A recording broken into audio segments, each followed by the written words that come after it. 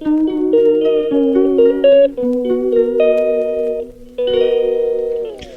Hello வணக்கம் மக்களே. நான் உங்கள் கனகா அஜித் குமார் பேசுகிறேன். இன்றைக்கி வந்து எந்த வீடியோ பற்றி பார்க்க போகிறோம்னு பார்த்தீங்கன்னா, என்னடா திரௌபதி அம்மன் கோவில் இருக்குன்னு பார்க்குறீங்களா? ஆமாங்க, நாங்கள் எல்லோரும் சேர்ந்து திரௌபதி அம்மன் கோவிலுக்கு தான் வந்திருக்கோம்.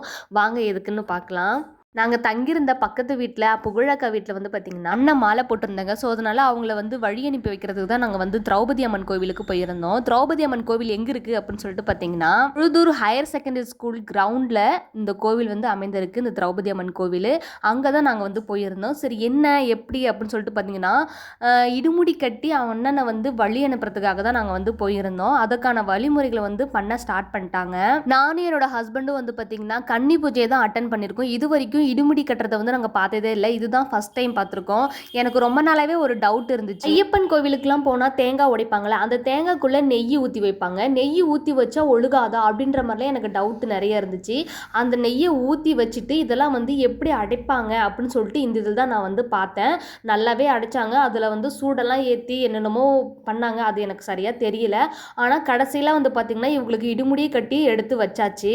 இடுமுடியை கட்டி எடுத்து வச்சதுக்கப்புறம் இவங்களை எழுந்திரிக்க சொல்லி 3 சுற்றி சுற்றிட்டு அதுக்கப்புறம் இந்த கோவிலை சுற்றி வரணும் அப்படின்ற மாதிரி சொன்னாங்க. இவங்க வந்து இந்த கோவிலை சுற்றி வந்ததுக்கப்புறம் இவங்களோட காலில் விழுந்து நாங்கள் வந்து எல்லாருமே ஆசீர்வாதம் வாங்கிக்கிட்டோம். அதுக்கப்புறம் பார்த்திங்கன்னா மறுபடியும் அந்த இடுமுடியை எடுத்து திரௌபதி அம்மன் சன்னதியில் உள்ளே வச்சு அதுக்கப்புறம் போகும்போது தான் அந்த இடுமுடியை வந்து எடுத்துகிட்டு போவாங்க. அதுக்கப்புறம் பார்த்திங்கன்னா எல்லாத்துக்குமே எல்லா சாமிகளுக்கும் இதே ப்ரொசீஜர் தான் பண்ணிட்டு இருந்தாங்க. எல்லாத்தையுமே இடுமுடி கட்டி எல்லாத்துக்கும் எடுத்து வச்சு அந்த கோவிலை சுற்றி 3 டைம் சுற்றி சுற்றி வந்ததுக்கப்புறம் ஆசீர்வாதம் வாங்கிட்டு அதுக்கப்புறம் எல்லாரும் சாமி கும்பிட ஸ்டார்ட் பண்ணிட்டாங்க. சாமி கும்பிட்றதப்ப பார்த்தீங்கன்னா இந்த பூஜையெல்லாம் முடிஞ்சதுக்கப்புறம் பார்த்தீங்கன்னா சுவாமியே சரணம் ஐயப்பா ஐயப்பனுக்காக நிறைய பாடல்கள்லாம் பாடினாங்க, மந்திரங்கள்லாம் சொன்னாங்க. அவங்க அந்த சாமி முன்னாடி முட்டி போட்டுக்கிட்டு நிறையவே மந்திரங்கள் சொல்லி சுவாமியை வந்து வழிபட்டாங்க.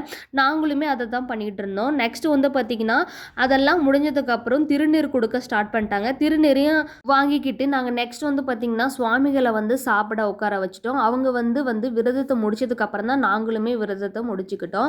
நெக்ஸ்ட் வந்து பார்த்திங்கன்னா அதுக்கு அந்த கோவிலுக்கு பக்கத்துலேயே முனியப்பன் சுவாமி கோவில் இருக்குது. அந்த கோவிலுக்கும் போயிட்டு ஒரு சூடம் ஏற்றி சாமி கும்பிட்டு வந்துடலான்னு சொல்லிட்டு நாங்கள் எல்லோரும் அங்கே கிளம்பிட்டோம். அங்கேருந்து பார்த்திங்கன்னா அந்த சாமியை கும்பிட்டு நாங்கள் வந்து ஃபைனலாக கிளம்பிட்டோம்.